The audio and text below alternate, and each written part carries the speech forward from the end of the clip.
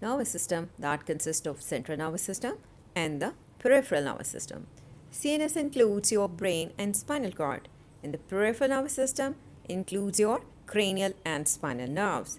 And we will discuss the longitudinal and transverse section of the peripheral nerves, either cranial or spinal. But before going to the detail, we should know the composition of our nervous tissue. The component of a nervous tissue includes neurons and neuroglia. As in the picture, you can see various neurons and, of course, neuroglia. Let me name them. The neuroglia include microglia, the astrocytes, the oligodendrocytes, and, of course, the ependymal cells. And if you talk about the neuroglia of your peripheral nervous system, that includes the Schwann cell and the satellite cell. A good picture showing the neuroglia of CNS. They are 4 in number, as you can see in the picture, and the neuroglia of the peripheral nervous system, they are 2 in number, the satellite cells and the Schwann cells, right? And your nervous tissue definitely have with them the intercellular substance. You can see the blood vessels over there, and you can find the interstitial fluid, and of course the ordinary connective tissue, right? Let's see a few features of the neurons. You can see the cell body of the neuron called soma or perikaryon, and you can observe so many small branches or incoming channels called as dendrites. And you find there is a single axon coming out from the cell body. And this axon has to do what? It has to be covered by the other neuroglial cells if it is CNS being covered by the oligodendrocytes. But if it is the peripheral nervous system, it is being wrapped by the Schwann cells to be myelinated. Then you can see that these axons have got the axons terminals with the terminal buttons, right? And the details of the glial cells we will learn somewhere in another video, right? I'll mark it.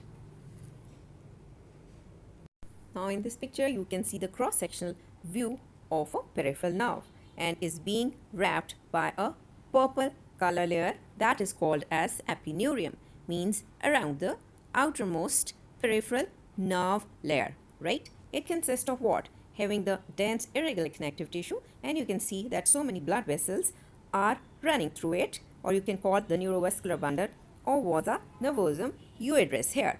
And then concentrate, there is another green structure called as vesicle or bundle of the nerve fibers.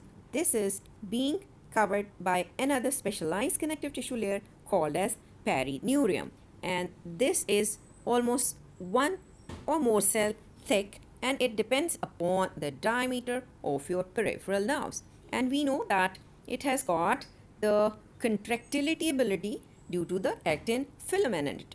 Now what else is there? That the cells lying over there has got the tight junctional complexes, so take part in the blood nerve barrier, right? And we observe few other cells. Let me name them that you find mast cells, fibroblasts, and of course capillaries could be the content of your perineurium.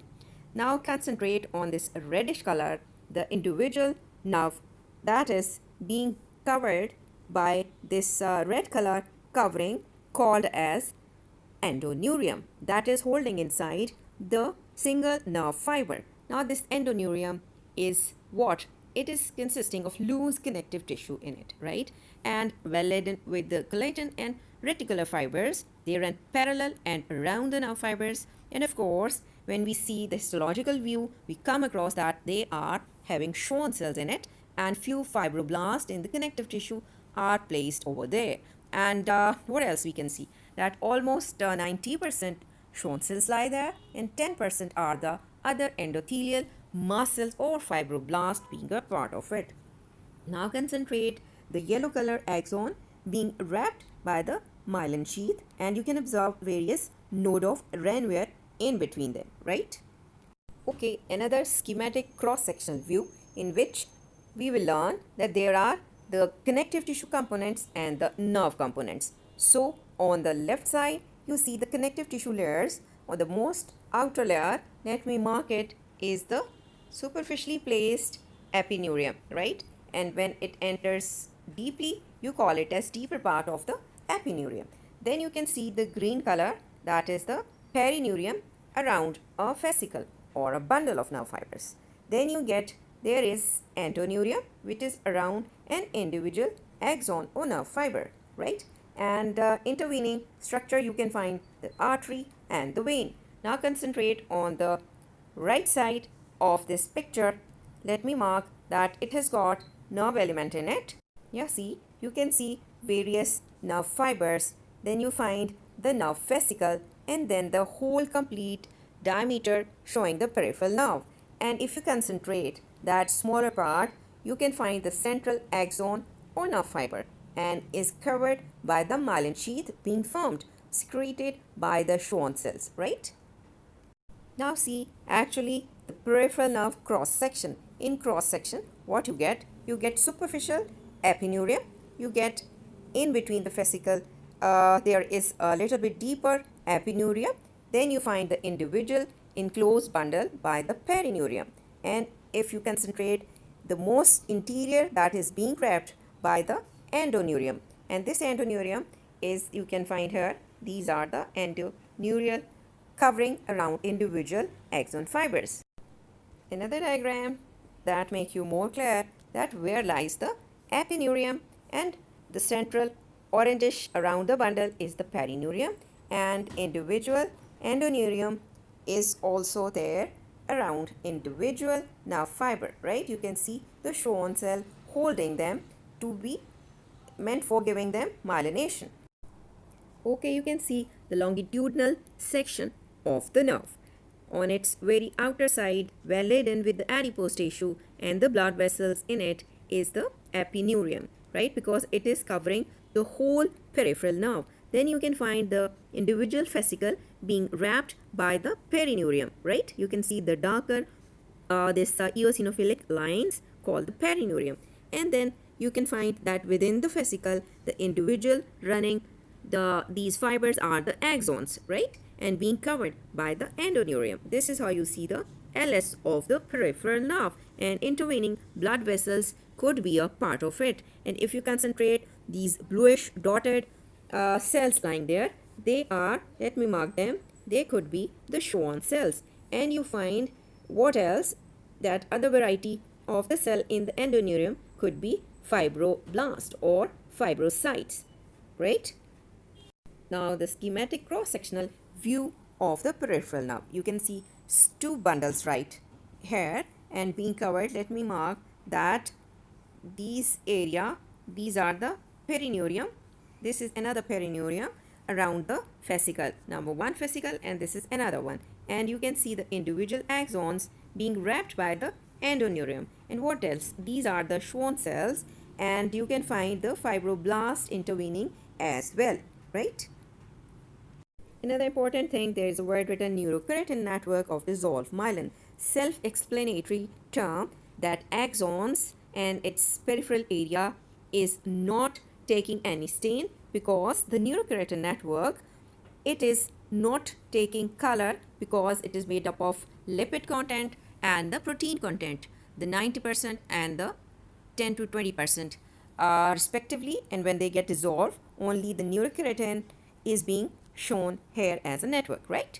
Okay, this is the histological view which is being shown here, the LS of the peripheral nerve. You can see them, and let me show you the epineurium, the outermost covering of the nerve. Now there is another picture marked with various alphabets, and let me show you what they are. These are the nucleus. N word is showing the nucleus of the Schwann cell. What else is there? You can see there the neurolemma as well, and you can find the node of Renwier. Let me mark it and show you clearly again that this region, which is marked by NR, is the node of Renwier. And you can see the letter A, that is showing you the axons, and the letter M is showing the myelination around the nerve fiber. So this is the LS of the peripheral nerve. Okay, this is the transverse section of the peripheral nerve, the histological view. You can see various bundle of nerve fiber written with the letter B and F, right? And what else? You can find the epineurium around it, because they have to engulf the whole peripheral nerve like this. And you can see the perineurium around the bundle of nerve fibers, right? What else? Let me mark it.